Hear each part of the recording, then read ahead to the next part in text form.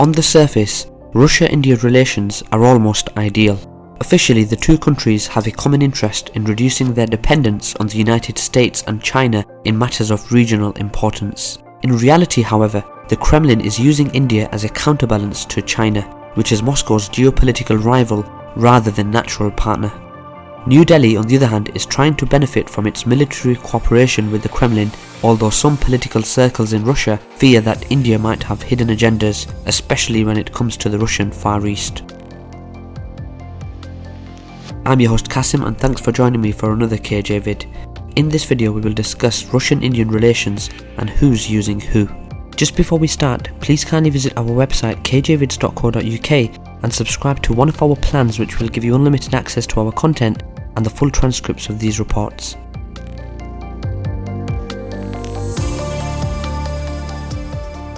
The India-Russian relationship has a long history and a broad international context. According to Russian President Vladimir Putin, the Declaration on Strategic Partnership between India and Russia, signed in October 2000, became a truly historic step.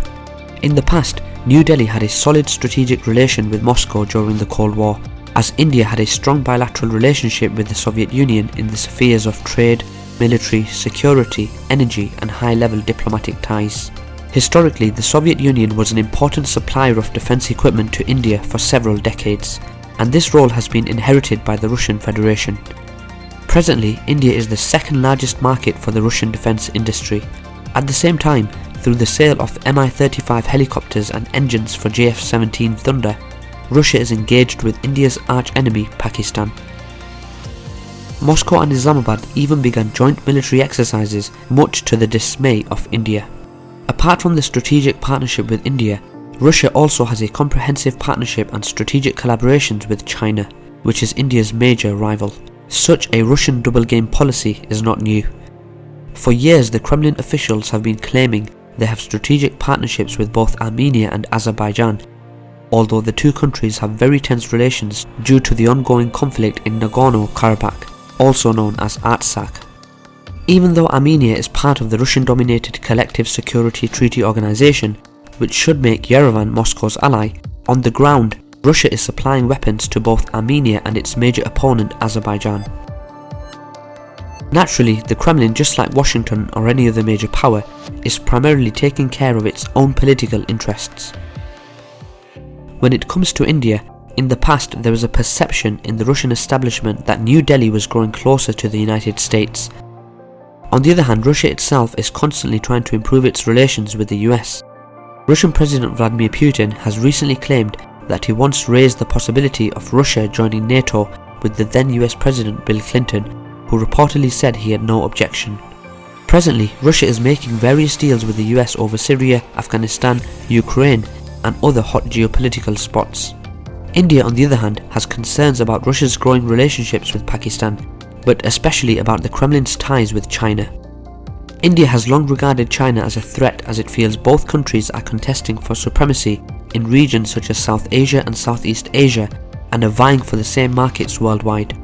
India, with national conditions similar to China's but lagging behind in development to its regional peer, wants to compete with its giant neighbour on everything.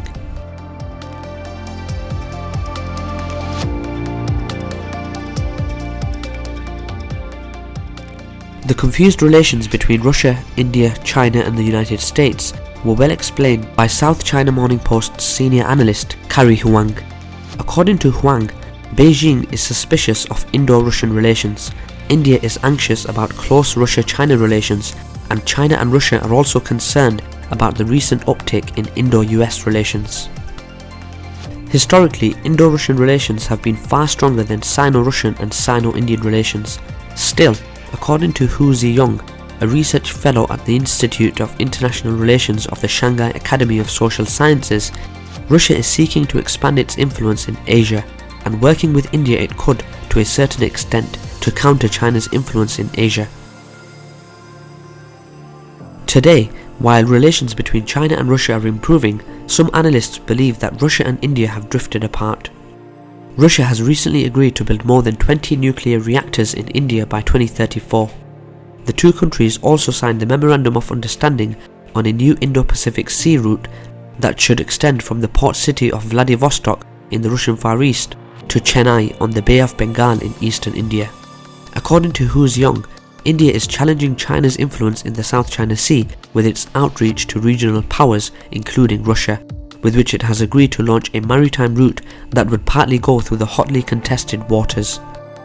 With over 55% of its trade passing through the major waterways of Asia and the Malacca Strait, India, the world's 7th largest economy and Asia's 3rd largest, has strategic stakes in the South China Sea, which has been the focus of numerous territorial disputes. India also has its own obstacles in relations with China over their festering territorial disputes and China's support of Pakistan, whose army reportedly backs anti-Indian groups in Kashmir. In the disputed region, Moscow's support to India has been particularly welcome against China's uncritical support of Pakistan. Meanwhile, apart from India's concerns over China's relations with Pakistan, the border dispute remains another thorny issue. In spite of regular joint working group meetings and ministerial meetings between the two sides, there has been no substantial progress on the border issue. Still, India is unlikely to confront China in any significant or noticeable way, and New Delhi would refrain from directly confronting Beijing, be it over the Kashmir or South China Sea dispute.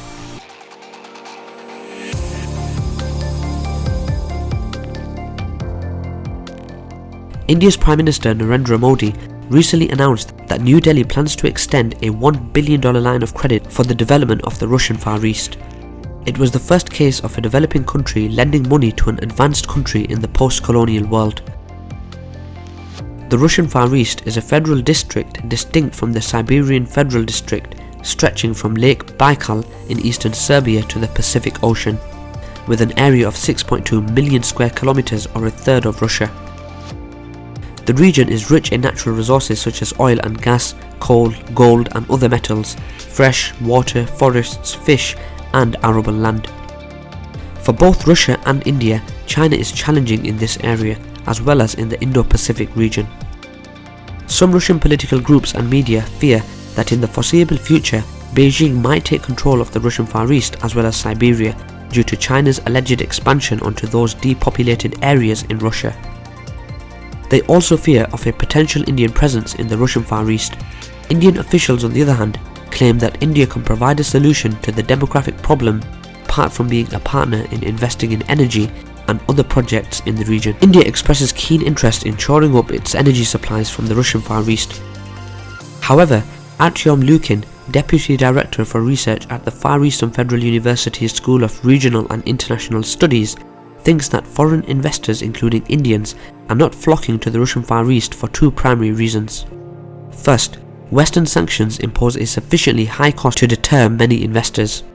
Secondly, extracting natural resources, the Russian Far East's major selling point, is a capital-intensive task due to harsh environmental conditions and a lack of appropriate infrastructure.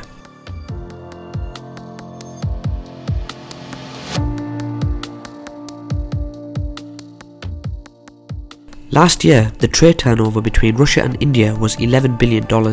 During that same time period, the trade between Russia and China was valued at $107 billion, making Beijing Russia's largest trading partner. Due to such performances, Russia will likely keep using India as a counterbalance to China.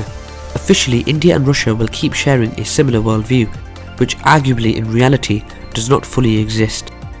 Today's world is still dominated by the United States, while Russia, India and China play important roles as regional rather than global powers. That's all for today guys, thanks for watching another KJ vid. We hope you enjoyed the video and would love to hear your thoughts in the comments below. Please don't forget to visit our website kjvids.co.uk and subscribe to one of our plans. Thanks for watching again and see you next time.